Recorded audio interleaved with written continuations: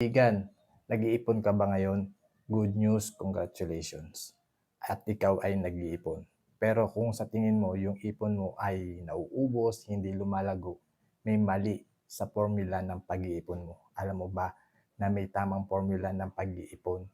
Halika at papakita ko sa iyo dito at panoorin mo. So kaibigan, kapag ikaw ay nag-iipon at hindi lumalago, mali ang formula ng pag-iipon mo. Pero kapag ikaw ay nag-iipon at lumalago at ito ay tama ang formula ng pag-iipon mo. So, ang karamihan, ang common formula na ginagawa nila is yung pagkatanggap ng sahod, maggagastos ka agad sila para sa mga bayarin sa kuryente, tubig, internet, tapos basic needs, pagkain, clothing, at tubig at marami pang iba. Tapos yung matitira ay yung savings. Kaso kadalasan wala talagang natitira. Kulang pa. So nagkakautang pa. Okay? So ngayon, ito yung karamihan na ginagawa, yung better financial formula. Income minus savings equals expenses. So hindi pa rin siya lumalago.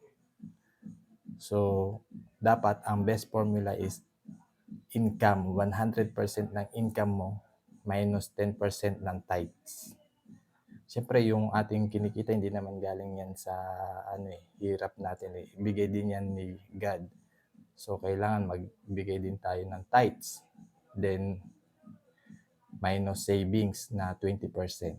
Kung hindi kaya, 10%. Kung hindi kaya, 5%. Basta nakakapagtabi. Then, ang matira, yun yung expenses. Para sa mga gastusin, sa kuryente, tubig, pagkain, tapos sa mga, yung mga basic needs.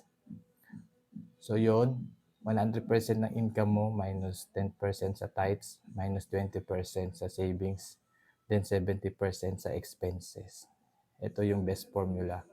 Sundin mo lang to at i-execute mo, makakaipon ka.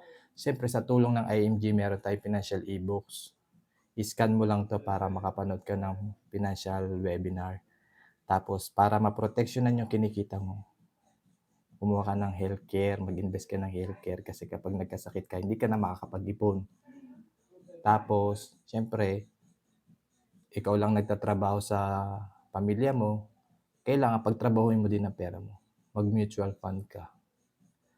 So, long term to para pagdating ng araw, kung wala ka ng trabaho, hindi mo na kayang kumita ng pera, kung hindi mo na kaya kumita ng pera, ay pera na magtatrabaho sa iyo sa tulong ng healthcare at mutual fund. Kasi ito sa healthcare may investment din. Kapag hindi mo nagamit, lumalago yung pera mo, yung healthcare fund mo. So yan, mag-message ka lang Nilo Padrilan. Thank you for watching. So yan. Ito po yung Facebook account ko. Yan, Nilo Padrilan. Okay.